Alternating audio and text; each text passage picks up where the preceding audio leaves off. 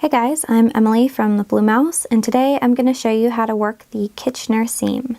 This is perfect for closing the toe on a hand knit sock. So you want to have a yarn tail that's about 10 to 12 inches long and go ahead and thread it on a yarn needle. Alright, so an easy way to memorize this is that for needle 1, you knit off, purl on, and for needle 2, which is the back needle, you purl off and then knit on. So whenever you are knitting or purling off, you're taking your needle and threading the yarn through it and then taking that off the needle. Whenever you are knitting or purling on, you're taking your thread through it and then leaving it on the needle. So let's begin. So for needle 1, we're going to knit off, purl on. So go into that first stitch as if you were going to knit it. And you can go ahead and start to take it off your needle and pull the yarn through. And then for the next stitch, you want to purl on. So go into it as if to purl and then just pull the yarn through and you leave it on your needle.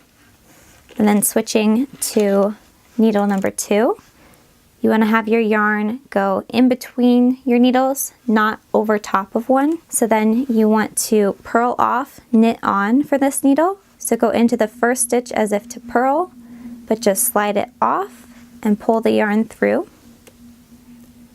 And then you want to knit on. So go ahead and go into that next stitch as if to knit, and then just pull the yarn through. And those are the steps. You just repeat that and you just keep alternating. So go back and forth. You can also combine these motions and do them together. So for needle 1, when you knit off, purl on, you can go into your first stitch as if to knit, take it off, go into your second stitch as if to purl, and then pull your yarn through. And then for the second needle, you can go into the first stitch as if to purl, and the second one as if to knit, and then pull the yarn through. It's the exact same thing, just a little bit faster because you only have to pull the yarn through once. So you just keep doing that until you have 1 stitch left on each needle. And then when you have only 1 stitch left on each needle, those stitches have already been worked once, so you're just going to knit and purl them off. So knit off on the first needle, take it off and go through it knitwise, and then you purl off the back stitch, and then you are done. This is what it looks like.